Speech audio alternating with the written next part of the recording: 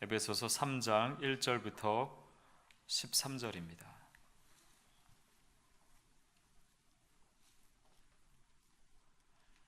우리 1절부터 13절까지 우리 한 절씩 교독하겠습니다.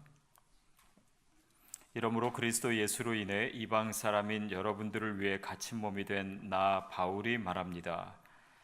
여러분은 분명히 여러분을 위해 내게 주신 하나님의 은혜의 경륜에 대해 들었을 것입니다.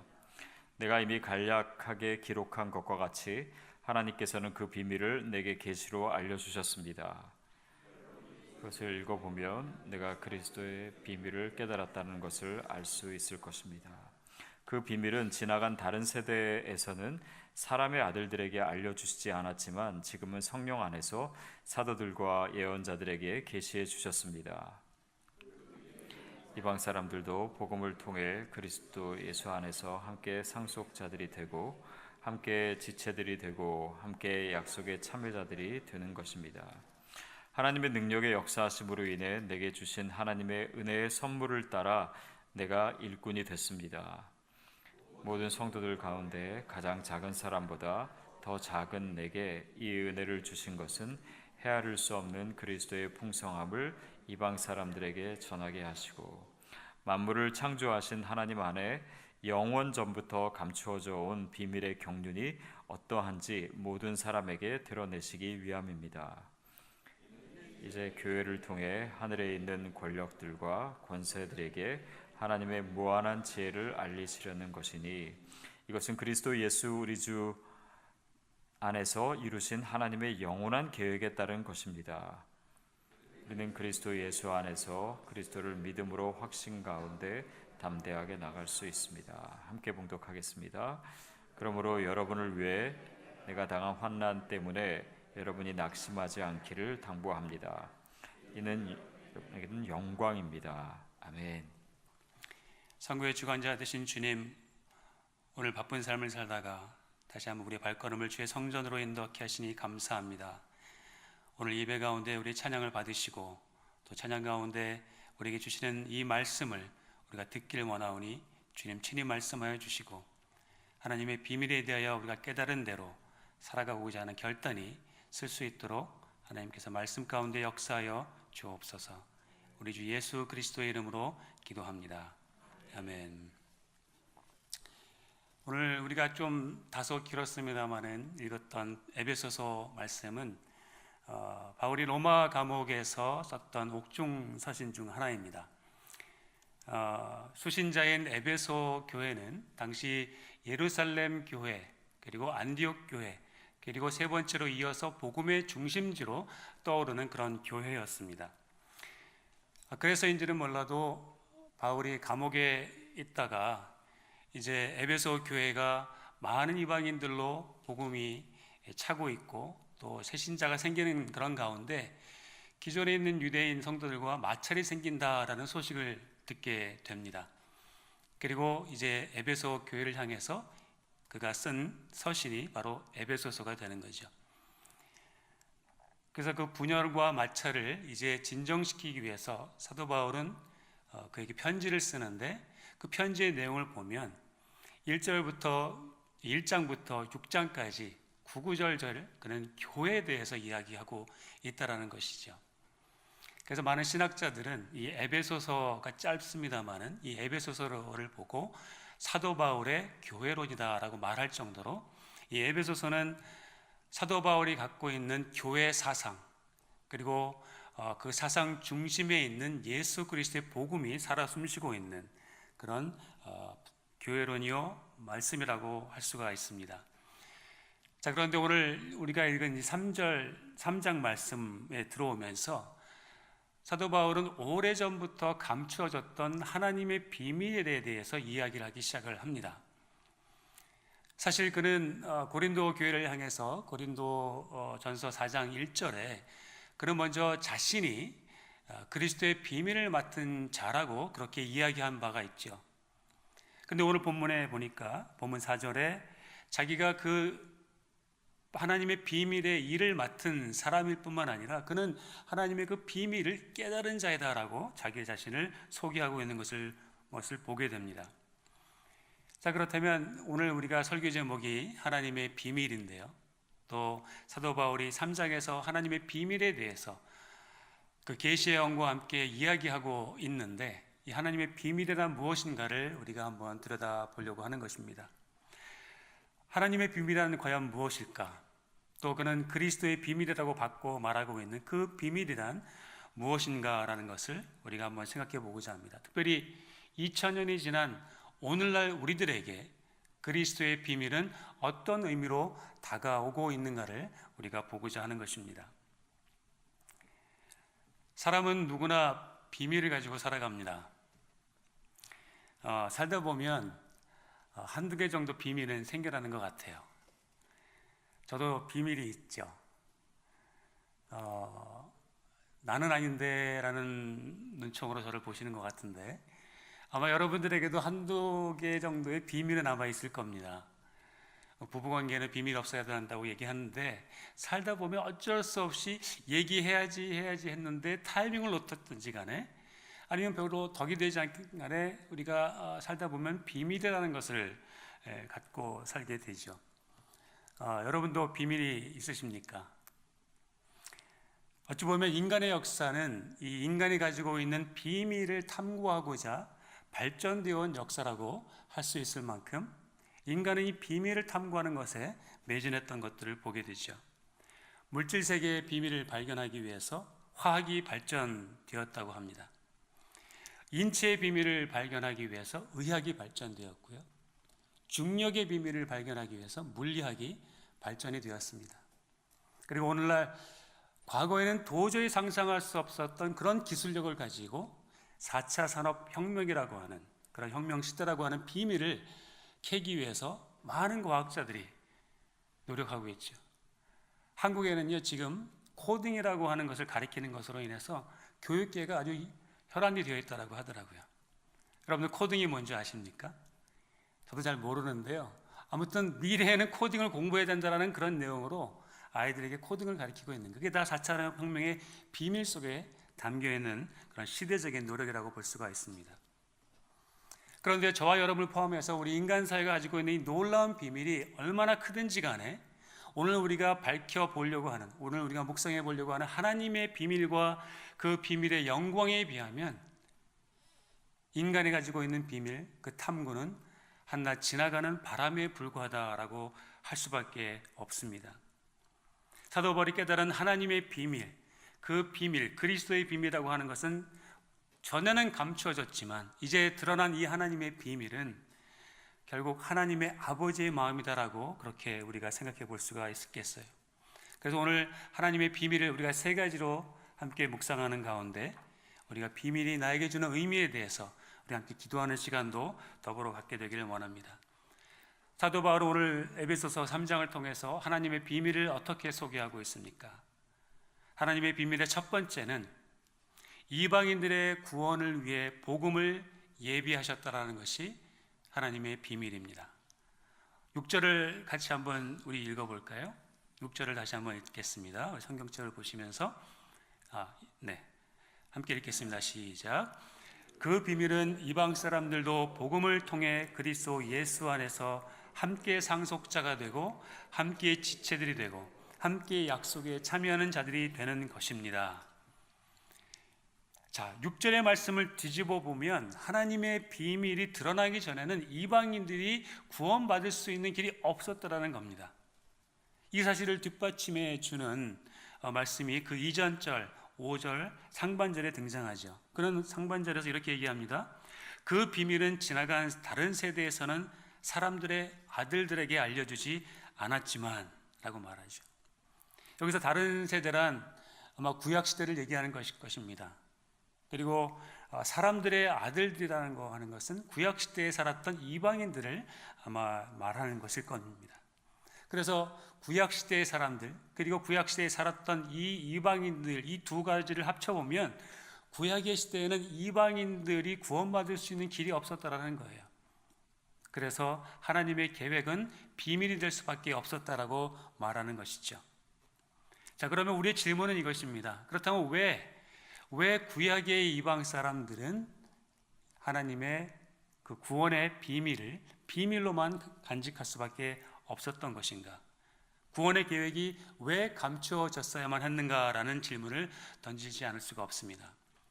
그런데 이 질문에 대한 대답을 하기 위해선 단답형으로 대답을 할 수가 없습니다. 왜냐하면 구약 시대에 특수했던 그 역사를 우리가 한번 들여다볼 필요가 있기 때문이죠.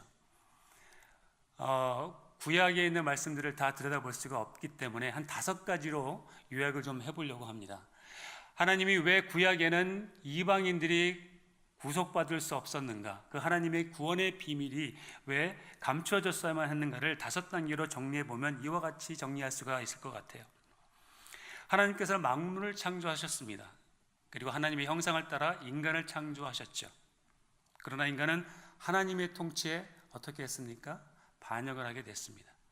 그리고 죄가 세상에 들어오게 됐고, 그리고 죄로 인해 죽을 수밖에 없는 존재가 되었다라는 거죠. 하지만 하나님은 죄인된 인간을 다시 한번 하나님께로 회복시키기 위해서 하나님은 놀라운 구원의 계획을 약속하시는 현장이 등장을 합니다. 그리고 사도 아브라함을 부르시죠. 그리고 아브라함을 부르셔서 내가 너에게 복을 주겠고 네가 복의 근원이 되겠다라고 약속을 하십니다. 그리고 그 이후에 모세를 통해서 이제 이스라엘 백성들을 가나안 땅으로 이제 가는 여정길로 이끄십니다. 그리고 그 여정 가운데 제사장 나라의 소명을 이스라엘 백성들에게 주시죠. 그러나 하나님의 경고에도 불구하고 그들은 광야 생활을 통해서 하나님과 하나님의 선지자들에게 반항하게 됐고, 그 결과 그들은 바벨론의 포로 잡히는 그런 포로가 되고 맙니다. 그러나 하나님의 은혜는 거기서 중단되지 않고 하나님은 그들을 포로 생활로부터 돌아오게 하셨을 뿐만 아니라 이제는 도래할 메시아의 나라에는 이방인들도 이 나라에 포함될 것이다 라는 또 한 번의 약속을 하시게 됩니다.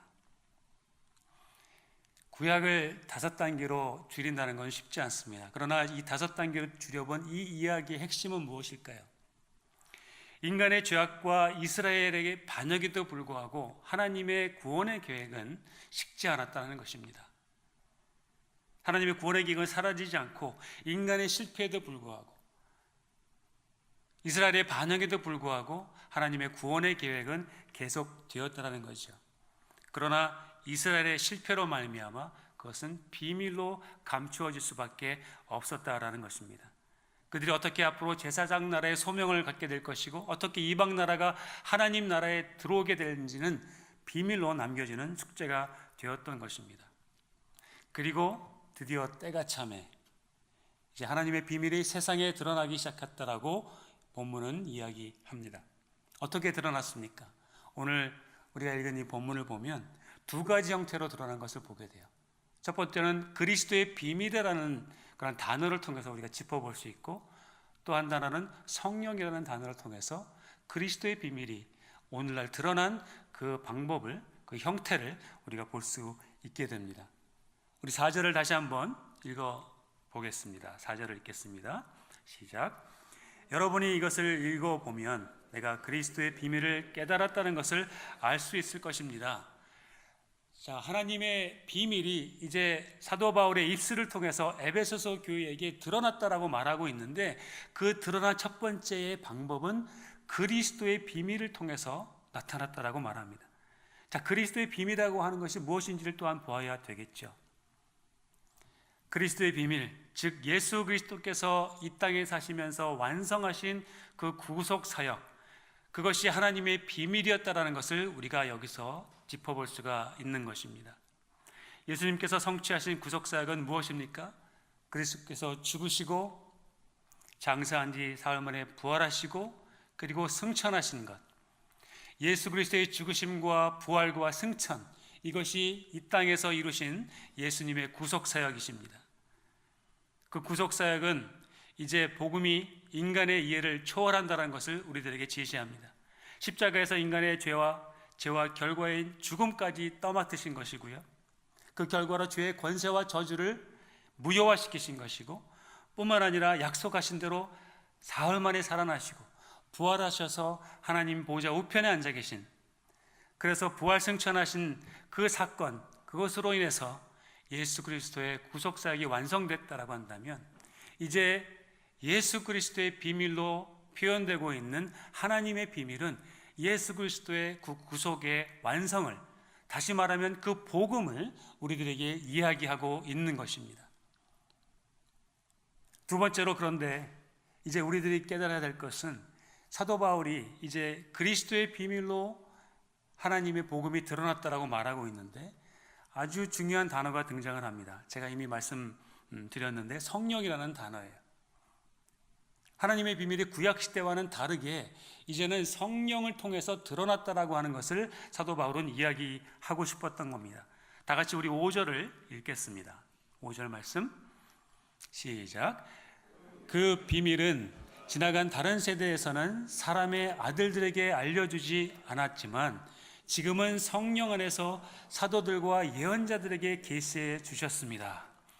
자, 그 비밀은 지나간 다른 세대, 아까 말씀드렸던 대로 구약 사람들에게는, 구약의 이방인들에게는 알려주지 않았지만 이제는 성령 안에서, 개역개정은 성령을 통해서라고 이야기하고 있습니다.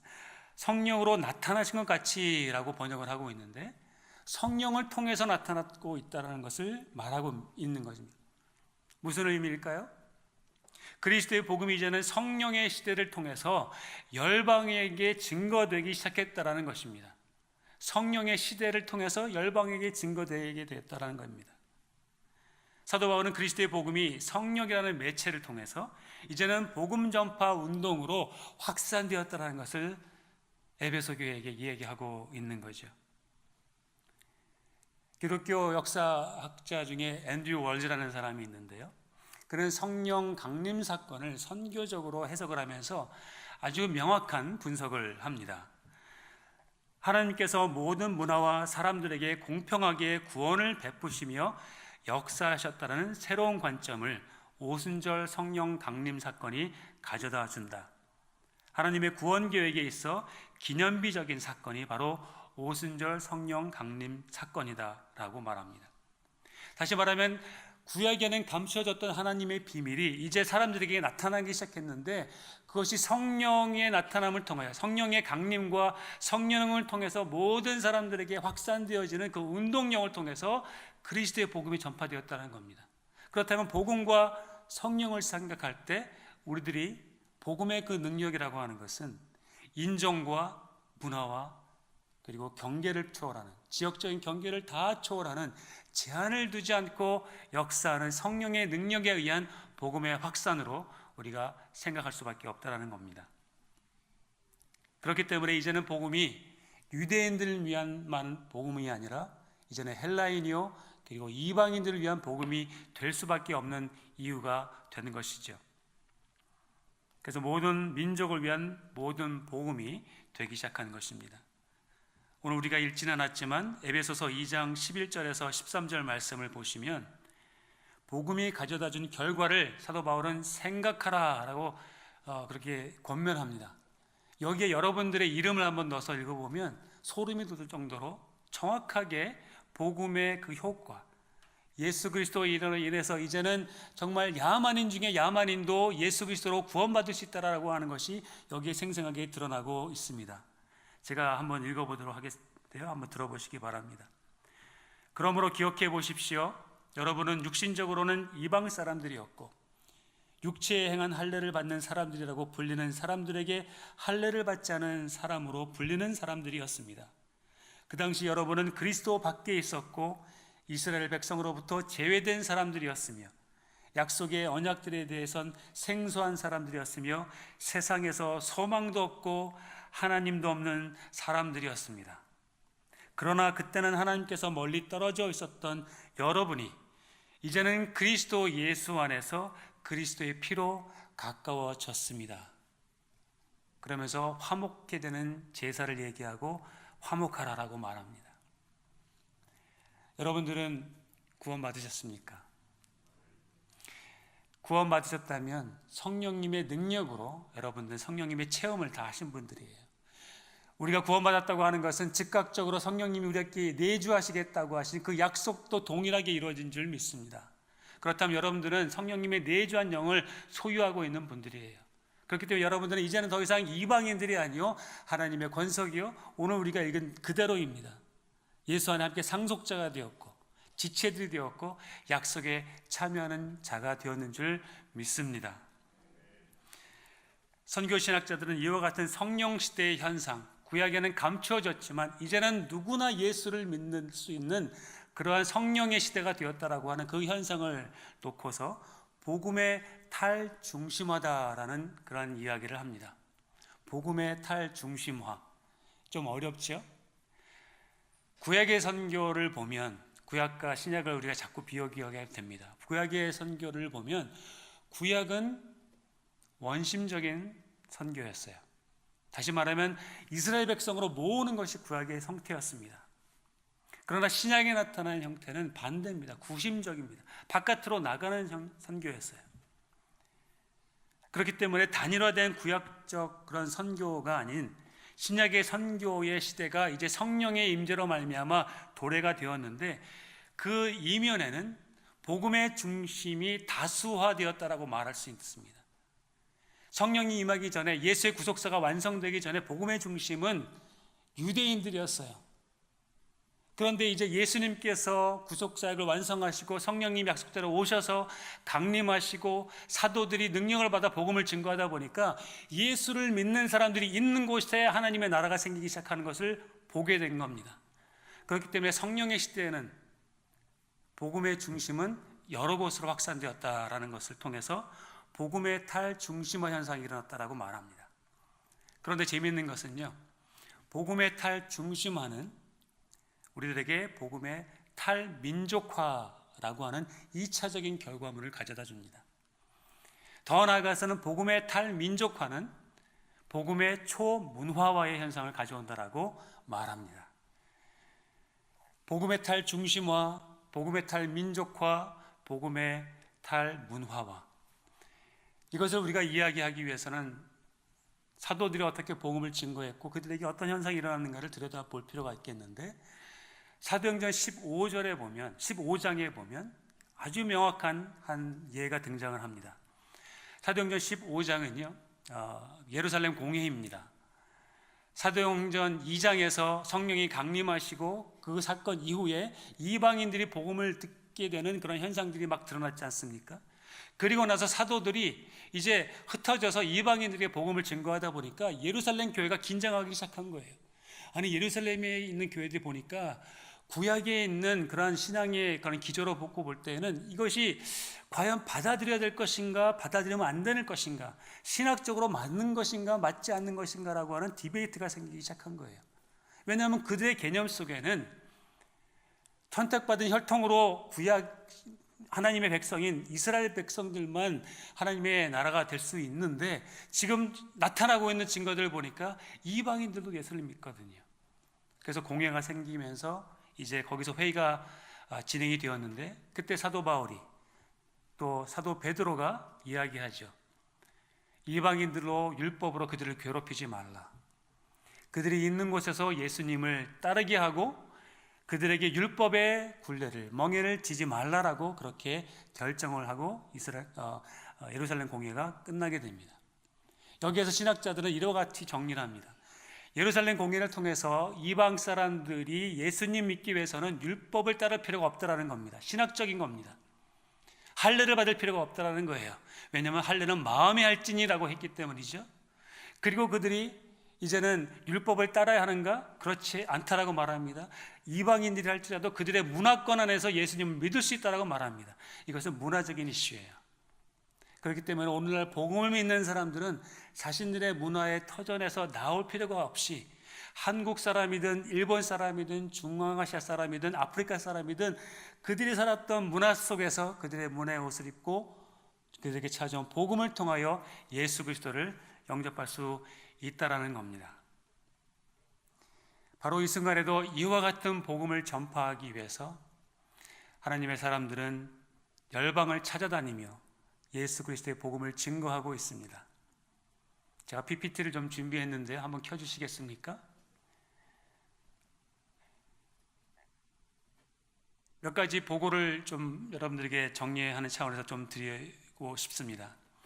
오늘날 우리가 복음을 증거하고 있는 한국 교회가 어떠한 스테러스를 갖고 있는가, 또 우리가 처해 있는 그것도 숫자적으로 이 복음의 현황을 숫자적으로 좀 정리를 해본 건데요. 작년 12월 말 조사 기준으로 해서 2018년 그런 한국 선교의 동향을 보면 한국 선교사의 숫자는 21,220명으로 통계가 됩니다. 이거는 그 KWMA하고 좀 다릅니다. 이것은 한국선교연구원에서 발표한 발표 통계인데요. 그 다른 이유 중에 하나는 여기는 선교단체 소속 선교사만 지금 기록이 된 거예요. 그러나 우리 이민교회를 통해서 파송된 선교사님들 가운데는 단체 소속 없이 교회 파송이 많습니다. 제가 그런 케이스였는데 아마 그런 넘버링은 빠진 것 같아요. 그래서 선교사 숫자가 21,220명. 아마 선교단체 소속이 아니라 개교회 파송까지 합하면 한 22,000까지 올라갑니다. 그게 그 한국세계복음 협의회의 그 숫자이기도 하고요. 한편 선교단체의 숫자는 159개 단체가 있다라고 말하고요. 그리고 이와 같은 선교단체를 파송된 선교사님들이 사역하고 있는 선교 대상 국가는 159개국입니다. 또 한편 한국 선교의 위상을 본다면 미국, 브라질, 프랑스, 스페인, 이탈리아에 이어서 한국이 6번째.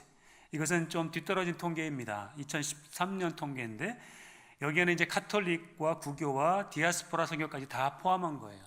그렇기 때문에 조금 우리가 뒤처졌지만 우리 한국 사람들은 1, 2위 다투는 거 좋아하잖아요. 자, 등장합니다. 타문화권 선교 기준일 경우에는 한국이 3번째이고요. 개신교로 보고 개신교 해외 선교사 수로 볼 때는 한국이 미국에 이어서 2번째 파송국이 됩니다. 그러면서도 이제 우리가 좀 더 기도해야 될 것은 세계 미전도 종족의 현황입니다. 2006년에 통계를 보면 전체 세계 인구의 18억 600만 가량이 아직도 예수 그리스도를 모르는 그러한 민족이다라고 얘기를 했고요. 이런 추세로 가면 2025년에는 20억 3,900만 명이 아직도 세계 미전도 인구로 남을 것이다라고 말합니다. 인구는 증가했지만 그 퍼센테이지는 줄어듭니다. 26% 정도가 전체 인구의 26% 정도가 아직 미복음화된 것으로 그렇게 예측을 하게 되는 거죠. 아직도 전 세계 인구의 2분의 1 가운데 있는 사람들이 신앙이 금지된 지역에 살아가고 있는 불법이 된, 복음이 불법인 그러한 처벌받는 나라에 살고 있습니다. 그 다음 슬라이드를 한번 보여주시겠어요? 이 슬라이드는 오픈도어스라고 하는 선교단체가 조사한 통계인데요. 2018년 통계입니다. 이 통계는 뭐냐면 오늘날 세계의 최악의 기독교 박해 국가를 조사한 것이고 그것을 도표화시킨 거예요. 여러분들 잘 보실지 모르겠습니다만 빨가면 빨갈수록 기독교 박해가 심한 나라입니다. 보시면 주로 우리가 통상적으로 알고 있는 1040 윈도우 안에 들어와 있습니다. 그런데 오른쪽 동방에 보면 저쪽에 빨간 점 하나가 있죠? 어딜까요? 북한입니다. 그래서 이것을 순위적으로 보면 오늘날 세계 최악의 기독교 박해 국가의 첫 번째는 북한이고 두 번째는 소말리아, 세 번째 파키스탄, 아프가니스탄, 수단, 그리고 시리아 등등 그렇게 갑니다. 그리고 제가 선교했던 카자흐스탄은 43위더라고요. 자, 이와 같은 나라들은 모두 우리가 창의적 접근 지역이라고 얘기합니다. 창의적 접근 지역. 창의적 접근 지역이라고 하는 것은 과거의 전통적인 개념으로 선교 들어갈 수 없는 지역입니다. 다시 말하면 선교사의 신분으로 입국할 수 없고 그리고 선교사 활동을 하기에 제한되는 나라들을 창의적 접근 지역이다라고 말합니다. 그리고 기독교 박해가 심하면 심할수록 창의적 접근 지역이라고 할 수 있죠. 이들은 면적으로 따지면 세계 면적의 한 3분의 1 정도밖에 안 됩니다. 그러나 인구로 따지면 3분의 2가 창의적 접근 지역, 기독교 박해국 가운데 살아가고 있습니다. 가장 비복음화된 국가들의 우리의 다수가 살고 있는 거죠. 그래서 이 지역은 가장 가난하고 학대받는 사람들이고 가장 높은 문맹률과 에이즈와 결핵 환자들이 만연한 지역입니다. 현재 한국 선교사들의 46% 정도가 이 창의적 접근 지역에 그리스도의 복음을 증거하기 위해 오늘날 사역하고 있고 대부분 전문인 선교사로 사역하고 있습니다. 왜냐하면 전통적으로 목사의 타이틀로 선교사의 타이틀로 사역할 수가 없기 때문이죠. 그래서 요즘 우리들이 알고 있는 비즈니스 애즈 미션, 뱀 선교라고 여러분들 많이 아실 텐데 이런 텐트 메이킹과 자비량 선교, 전문인 선교로 지금 한인 선교사님들이 이곳에서 사역을 하고 있습니다. 그럼에도 불구하고 지금도 많은 선교사님들이 이와 같은 어려움들을 감수하고 그리스도의 비밀인 이 복음을 이제 예수님이 다시 한번 재림하실 그날을 기억하면서 복음을 전하고 있습니다. 왜냐하면 그리스도의 복음은 저와 여러분들을 위한 복음일 만큼 아직도 예수님을 믿지 못하는 그러한 이방인들을 위한 복음이기 때문입니다. 그것이 그리스도의 비밀, 하나님의 비밀인 것이죠. 하나님의 비밀의 두 번째는 구원받은 자들은 복음의 일꾼으로 초청받는다는 사실입니다. 자, 우리 함께 7절을 같이 한번 다시 읽을까요? 7절 말씀 시작. 하나님의 능력의 역사하시는 모인에 내게 주신 하나님의 은혜의 선물을 따라 내가 일꾼이 됐습니다. 자, 바울은 7절에서 이제 자신이 복음을 위한 일꾼이 되었다라고 자기 이해를 분명히 세우고 있습니다. 복음 전파 사역은 바울 자신의 힘만으로는 불가능했기 때문에 그는 이야기하기 전에 하나님의 능력이 역사했다라고 먼저 말하죠. 아마 다메섹에서 그가 극적으로 예수 그리스도를 만났던 하나님의 그 능력의 현장을 떠올렸는지도 모릅니다. 그러면서 은혜의 선물을 따라 그가 일꾼이 됐다고 말합니다. 아마 그는 예수님을 만나기 전에 교회를 핍박했던 열심당원이었죠. 그러나 그와 같은 교회를 핍박했던 그가 하나님의 은혜로 말미암아 하나님의 일꾼이 되었다라고 말하고 있는 거죠. 이처럼 하나님의 비밀은 복음과 그 복음의 일꾼됨을 함께 연결시켜서 하나의 패키지로 다루고 있는 것을 보게 됩니다. 사도 바울의 고백을 통해서 우리가 볼 수 있는 것은 첫 번째로는 감추어졌던 그 비밀은 특정한 시대에 특정한 일을 위해서 특정한 사람들을 통해서 이루어졌다고 한다면 성령의 시대에는 하나님의 역사하시는 방법은 교회를 통해서 이루어진다고 하는 것인데 그러나 그 안에 일꾼을 통해서 다시 말하면 그 복음으로 구원받은 사람들을 통해서 하나님은 일하신다는 것을 보게 됩니다. 모든 시기에 모든 그리스도를 향해서 제한을 두지 않고 일하셨기 때문에 사도 바울 같은 사람도 하나님의 능력과 하나님의 은혜로 복음의 일꾼이 된 것이다라고 말하고 있습니다. 세상은 어떤 특별한 사람에 의해서 경영이 됩니다. 세상을 움직이는 사람들을 보면 우리가 손꼽으로 볼 수 있죠. 그래서 뉴욕 타임즈지는 그 해의 인물, 그래서 한 100명을 항상 소개하죠. 세계는 그런 사람들에 의해서 움직여집니다. 그러나 하나님의 나라는 구원받은 모든 성도들에 의해서 하나님의 나라가 이루어지는 것입니다. 이 세상의 원리는 스펙을 쌓은 사람들이 그의 능력이 인정받으면서 우대받지만 하늘의 원리는 지극히 작은 자 중에 작은 자라고 말했던 사도 바울과도 같은 사람, 은혜로 밖에 일꾼이 될 수 없는 저와 여러분과 같은 사람을 통해서 일하는 것이 하나님 나라의 원리예요. 그렇기 때문에 우리는 희망이 있는 겁니다. 여러분들 믿으십니까? 여러분들이 예수 그리스도로 인해서 구원받았다고 아멘 하셨죠? 그렇다면 여러분들은 하나님께서 여러분들이 좋건 싫건 간에 일꾼으로 초대하셨다라는 거예요. 사랑하는 성도 여러분, 하나님의 능력과 은혜로 복음의 일꾼이 된 사도 바울의 고백을 통해서 이것은 곧 우리의 모두의 고백이 되어야 한다는 것을 우리가 믿었으면 좋겠습니다. 하나님은 우리 모두를 복음의 일꾼으로 초청하셨습니다. 아멘. 여러분께서 구원받으셨다면 하나님은 여러분들을 통해서 복음의 일들을 이루시기를 원하십니다. 그렇다면 우리는 다음을 기억하면 좋겠어요. 우리의 우선순위를 바꿔야 합니다. 우리의 우선순위를 바꿔야 합니다. 바울이 하나님의 비밀과 자신의 일꾼됨을 결부시킨 순간 그는 또 다른 고백을 하죠. 고린도전서 4장 1절 말씀에 보면 그는 이와 같이 고백을 합니다. 이와 같이 사람들은 우리를 그리스도의 일꾼이요 하나님의 비밀을 맡은 사람들로 봐야 합니다 라고 말합니다. 그리고 나서 2절에서 그는 이렇게 얘기하죠. 일꾼 된 자에게 필요한 한 가지가 있는데 개역개정으로 이 보면 더 의미가 확 옵니다. 2절 말씀에 그가 이야기하기를 그리고 맡은 자들에게 구할 것은 충성이니라 라고 말합니다. 그가 하나님의 일꾼이 되었다라고 말하면서 일 맡은 자들에게 구할 것은 충성이다라고 말하고 있는 거예요. 사람은 누구나 충성심을 가지고 있습니다. 충성심을 갖지 않은 사람은 아무도 없어요. 어떤 사람은 이런 일에 충성하고요, 어떤 사람은 저런 일에 충성을 합니다. 사람들은 누구나 다 어떤 일에 충성을 하며 살아가게 되어 있어요. 한 예로 운동 경기를 들어볼 수 있습니다. 지금 월드컵 시즌이잖아요. 오늘 오전에도 게임이 하나 있었죠. 여러분들 보셨나요? 연장전만 잠깐 봤는데 크로아티아가 이겼더라고요. 제 아이는 크로아티아를 응원했고 저는 영국을 응원했는데 우리 아이가 이겼어요. 자, 운동선수를 보면 운동선수는 그가 플레이하는 룰이 있는데 그 룰은 누가 가져다 주는 겁니까? 감독이 부여해 주는 거예요.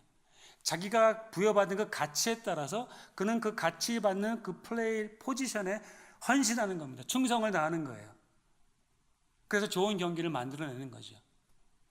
이처럼 우리는 어떠한 일을 할 때 우리가 중요하다라고 생각되는 것에 우리가 우선순위를 두게 됩니다. 그 중요하다고 하는 우선순위는 어떻게 주어지는 것이냐면 중요하다고 생각되는 가치가 판단될 때예요. 내가 이게 중요하다라는 가치가 느껴지면 거기에 자신을 자연스럽게 헌신시키게 되고 그러면서 그 결과로 충성하게 되는 거예요. 여러분들 오늘 이 자리에 방학인데도 불구하고 가장 피곤한 수요일 저녁인데도 불구하고 예배 자리에 오셨잖아요. 그것은 수요 예배가 중요하다라고 하는 예배드리고 찬양하고 기도하고자 하는 것에 가치를 두셨기 때문에 여러분들이 헌신했고 충성의 결과로 이 자리에 앉아있는 것이라고 저는 믿습니다. 여름 때 예배에 참석하는 건 쉽지가 않아요. 오늘 목사님하고 식사하다가 목사님이 그런 말씀하시더라고요. 수요 예배 하는 거 쉽지 않습니다. 그러나 오늘 오시는 분들 참 귀한 분들입니다 말씀하시더라고요. 여러분들은 여기에 충성하셨기 때문에 그러나 그 충성을 돌아보면 여러분들이 이것이 가치 있고 여기에 헌신되었기 때문이라고 하는 것을 보게 됩니다. 그렇기 때문에 사람의 충성심은 모든 일에 적용되는 것이 아니라 가치가 있다고 판단되는 일에 자신을 헌신시킴으로 충성하게 되는 거예요. 제가 한 인물을 하나 소개시켜드리고 싶습니다. 그 다음 슬라이드 한번 보여주시겠어요? 제가 카자흐스탄에서 선교했을 때 성도 중에 한 사람을 제가 소개시켜드리려고 하는 겁니다. 제가 소개시켜드리려고 하는 사람은 지금 여러분들 보이는 중앙에 보이는 큰 사진 오른쪽에 밝은색 쇠터를 입고 있는 카자흐인 여인 바타구즈라고 하는 여인입니다.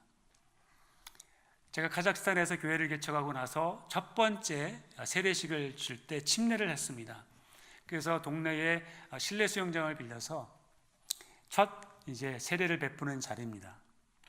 여러분들 다 아시겠지만 세례 교육 다 받고 다 믿음의 선언을 하고 그리고 이제 교회와 세상 앞에 침례를 받는 거죠. 세례를 받는 거죠. 그런데 저희 리더가 저에게 갑자기 세례식이 침례식이 거행되기 전에 막 저에게 딱 쫓아오는 거예요. 그러면서 급한 일이 생겼다는 겁니다. 뭡니까? 라고 물어봤더니 제 친구가 왔는데요. 세례 받고 싶답니다. 라고 얘기를 하는 거예요. 그래서 세례 교육도 안 받았는데 다음 기회에 하자라고 얘기를 했어요. 그랬더니 극구 사용하면서 세례를 달라고 하는 거예요. 그때 봤더니 자기만 온 게 아니라 자기 아들도 데리고 온 거예요. 그래서 도대체 이 사람이 누군가라고 봤습니다. 우리 교인도 아니었고 믿는 사람도 아니에요. 그런데 우리 성도의 딜단이라고 하는 카자흐인 친구가 온 거예요. 그래서 어떻게 합니까? 세례를 달라고 하는데 세례를 자기가 받고 싶다고 하는데 그래서 한켠에서 제가 불러서 이제 사역일을 전하고 이제 이게 세례 받을 수 있도록 믿음의 고백을 하게 하고 그리고 세례를 주었어요. 그리고 집에 오면서 참 우스운 일이다라고 생각을 했습니다. 그리고 저는 잊어버렸는데 그 다음 주일날 이 자매가 교회를 찾아 나오기 시작합니다. 그 다음 주도 나와요. 계속해서 나오면서 열심으로 신앙생활을 하고 있는 모습을 보이다가 어느 날 저희는 이제 셀 교회였기 때문에 셀을 야채이과라고 얘기를 하는데 야채이과 리더하고 저희 대낮에 저희 집에 찾아왔어요. 선교제는요 그냥 막 찾아옵니다. 막 밥 먹다가도 누가 오면 문 열어줘야 되고, 선교제는 뭐 하여튼 되는 일도 안 되고 안 되는 일도 되는 데가 선교제야. 그러니까는 언제 들이닥칠지 몰라요. 그런데 들이닥친 거예요. 얘기를 들어보니까 그 자매가 세례를 달라고 해서 세례를 줬던 그 바타고사라는 자매가 신앙생활을 열심히 하다 보니까 꿈을 꾸기 시작했는데 꿈 얘기를 하는 거예요. 그러면서 꿈 해몽을 해달라는 거예요. 바로처럼. 꿈을 한번 들어보자라고 들어보니까 꿈속에 검은 옷을 입은 사람이 자고 있는 자기의 발을 툭 치면서 하는 얘기가, 올해 가을에 내가 내 열매를 거둬갈 거야 라고 하고 사라졌다는 거예요. 여러분, 이런 꿈을 꿨다고 생각해 보십시오. 얼마나 두렵습니까? 시꺼먼 옷을 입은 사람이 갑자기 나타나서 오늘 가을에 내가 내 열매를 가져갈 거야. 그래서 이 꿈을 꾸고 저에게 찾아온 거예요. 그러니까 셀 야채이과 리더가 이 꿈 해몽이 안 되니까 목사님에게 찾아온 거예요. 그러니까 제가 꿈 해몽을 하는 사람도 아니고, 그래서 기도했죠. 분명히 이것은 박해이고 이것은 거짓입니다. 그래서 안심시키고, 그러면서 계속해서 우여곡절을 겪으면서 신앙생활을 하다가 이제는 이 자매가 남편까지도 예수 믿게 하고 아들도 예수 믿게 해서, 야, 아들에게 너 뭐 할래? 라고 물었더니, 거기 어디죠? 저 아프가니스탄 밑에 있는 나라 예멘에 선교사로 가겠다고 얘기하는 거예요. 자, 이 자매를 보면서 지금 이 자매가요, 저희 카자흐스탄에 제가 두고 온 이 교회, 꼭시다우 교회에 이제 담당 전도사가 됐습니다. 알마타에 있는 신학교를 졸업을 아직 못했는데 이제 목사 안수까지 받으면 목회자가 되는데요. 이 자매의 헌신을 보면 참으로 놀랍습니다. 이 자매가 얼마나 헌신했는지 한 번은 저에게 전화가 왔어요. 선교지를 나온 지 한 7년 차 됐는데 전화가 온 거예요. 그러면서 한 리더가 고민을 하면서 전화하기를, 이 바타고스라고 하는 이 전도사가 매일 회개하라는 설교만 합니다. 어떻게 하면 좋겠습니까? 라는 제목으로 저에게 전화를 한 거예요. 매일 회개하라고 하는 설교를 하니까 교인들이 귀가 딱지게 생겨도 딱지가 뭐 확 찼겠죠. 그러니까 부담스러운 거예요. 그런데 제 그 이면에는 회개하지 않은 영혼들이 보이니까 그나마 회개하라고 외치는 것이 아니겠는가, 그런 생각을 하게 되는 거죠. 우리가 충성하게 되는 것은 자연스럽게 발생되는 것이 아닙니다. 우리 안에 가치가 주어졌을 때 내가 거기에 헌신하게 되고 충성하게 되는 거죠. 그래서 사도 바울은 우리들에게 이야기합니다. 하나님이 저와 여러분들을 하나님의 일꾼으로 부르셨는데, 일꾼, 맡은 자들에게 구할 것은 충성이니라. 만약에 우리가 내 자신을 헌신시키고 있는 것이 복음의 헌신을 요구하는 것과 멀어진 헌신이 있다고 한다면 우리는 우선순위를 바꿔야 할 것입니다. 우선순위를 바꾸는 것은 쉽지가 않습니다. 그러나 한번 해보자는 거죠. 여러분들은 헌신의 우선순위를 바꿀 수 있기를 바랍니다. 그래서 질문해 보십시오. 나는 복음의 관점에서 가치 있다고 판단되는 일에 헌신하고 있는가? 여러분에게 맡기신 복음의 일을 위해 충성할 준비가 되어 있는가? 사도 바울은 자신의 복음의 일꾼으로 부름받았다는 것을 깨달은 이후에 삶의 모든 우선순위를 뒤바꿔 놓고 그리고 그것에 충성을 했습니다. 심지어 고난 중에도 하나님의 일꾼으로 그는 자청한 것을 고린도후서는 이야기합니다. 그는 이렇게 이야기하죠. 오히려 우리는 자신을 모든 일에 하나님의 일꾼으로 추천하라고 애씁니다. 우리는 많은 인내와 환난과 궁핍과 곤란과 매맞음과 과목에 갇힌 것과 난동과 수고와 자지 못함과 배고픔 가운데에도 하나님의 일꾼들로 지냅니다 라고 말합니다. 복음의 일꾼으로 부르시는 하나님의 비밀에 충성하여 우리의 우선순위를 주 앞에 드리는 저와 여러분들이 되기를 주님의 이름으로 축원합니다. 하나님의 비밀의 마지막 세 번째는, 하나님은 이제 교회를 통해서 복음의 비밀을 드러내신다는 겁니다. 우리 10절과 11절을 마지막으로 읽겠습니다. 10절과 11절 시작. 이는 이제 교회를 통해 하늘에 있는 권력들과 권세들에게 하나님의 무한한 지혜를 알리시려는 것이니, 이것은 그리스도 예수 우리 주 안에서 이루신 하나님의 영원한 계획에 따르는 것입니다. 바울은 하나님의 비밀의 경륜을 드러내는 것이 바울 자신의 개인의 부르심이라고 하는 것뿐만 아니라 이제는 교회를 통해서 하나님께서 하나님의 비밀을 드러내신다는 것을 말하고 있어요. 그러면서 베드로전서 1장 12절에는 이렇게 베드로는 이야기하는 것을 보게 됩니다. 하늘에 있는 권력과 권세들, 즉 천사들도 하나님의 비밀의 경륜을 알기 원한다라고 얘기를 합니다. 그래서 본문은 사도 바울이 그래서 교회가 하늘에 있는 천사들에게도 하나님의 그 비밀의 경륜, 결국 예수 그리스도의 구원의 복음을 알려주어야 한다라고 말하고 있는 거예요. 자, 웃기지 않습니까, 여러분? 교회가 천사들에게 예수 그리스도의 비밀을 말해줘야 된다고 하는 거예요. 구원받을 필요도 없는 천사들에게 예수 그리스도의 비밀을 이야기해야 될 그런 마당에 구원받아야 될 죄인들이 있는데 그들에게 교회가 복음을 증거해야 되는 것은 마땅한 것이 아니겠습니까? 그래서 하나님은 교회를 통해서 일하기를 원하신다라는 겁니다. 믿으십니까? 교회를 통해서 일하기를 원하시는 거예요. 저는 선교단체에서 일하지만 제 인생의 화두는 그거예요. 교회를 돕자는 것입니다. 물론 두 가지 기능이 다르죠. 그러나 교회의 선교를 통해서 할 수 있는 일을 하자는 것이 저희 선교단체의 모토고 제가 만든 모토예요. 사실 제가 지금 대표로 있기 때문에 하나님은 교회를 통해서 역사하기를 원하십니다. 하나님의 복음의 비밀은 교회에게 맡기셨습니다. 다른 것에 맡기신 것이 아니죠. 개인에게도 맡겼지만 이제는 교회를 통해서 하나님께서 그리스도의 비밀을 드러내기 시작하셨다라고 하는 겁니다. 그래서 로마서 10장 14절의 말씀에 보면 그들이 믿지 않는 분을 어떻게 부르겠습니까? 듣지도 못한 분을 어떻게 믿겠습니까? 전하는 사람이 없이 어떻게 듣겠습니까? 라고 말하면서 교회여 깨어 복음을 증거하라고 말하고 있는 거죠. 교회를 통한 복음의 전파, 이것은 영원 전부터 감추어졌던 예정하신 하나님의 비밀이요 하나님의 구원의 계획이라고 성경은 말씀하고 있습니다.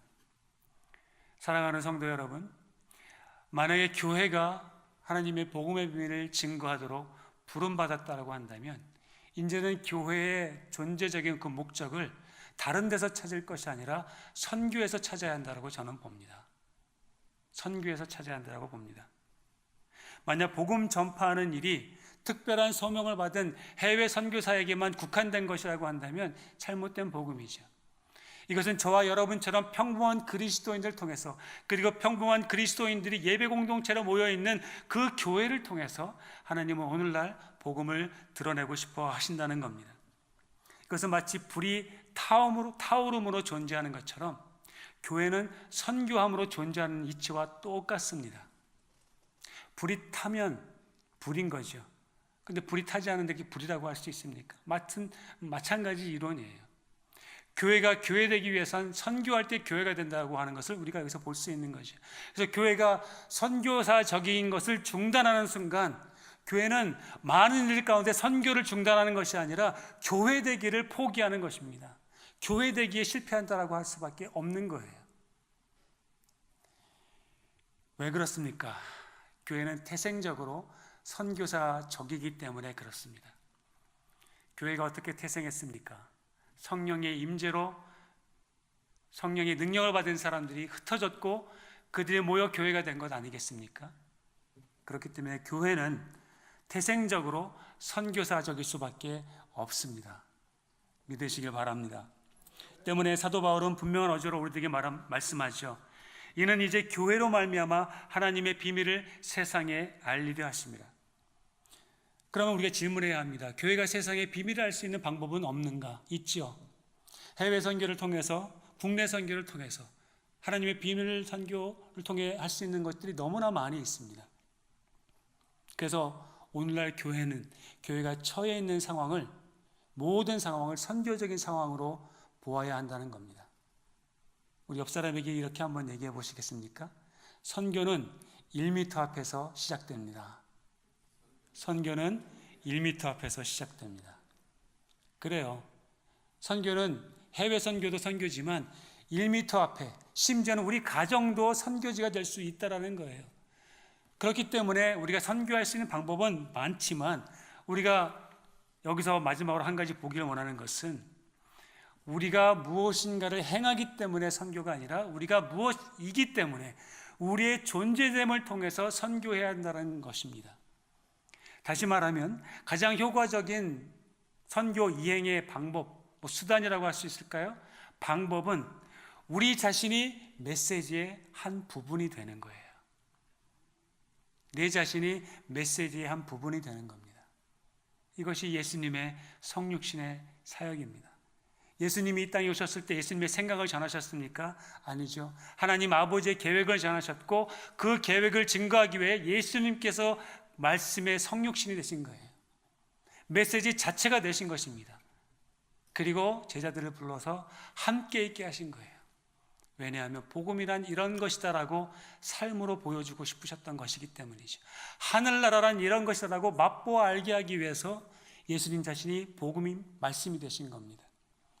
그렇기 때문에 우리는 인격적인 삶으로 복음을 증거할 수 있고 해야 하는 것이죠.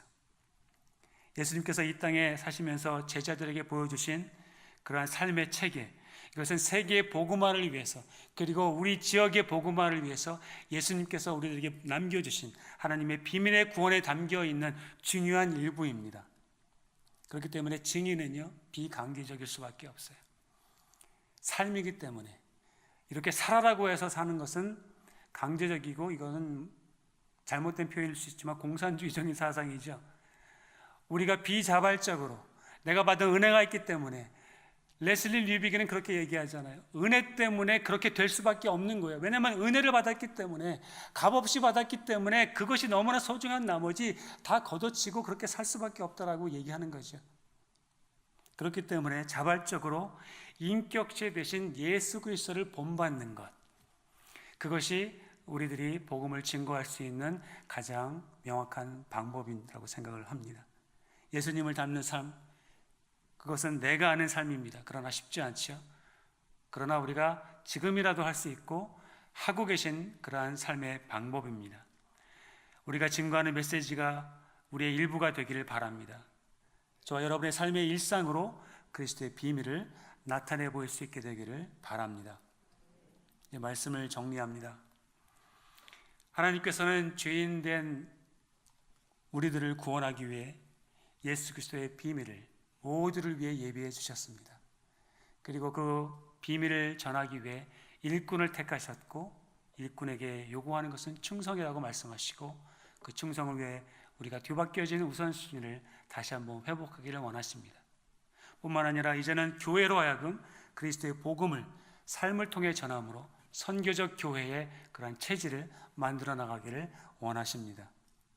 간절히 바라옵기는 하나님의 비밀을 이 가르침을 기억하고 실천하는 저와 여러분들이 되어주시기를 주님의 이름으로 간절히 축원합니다.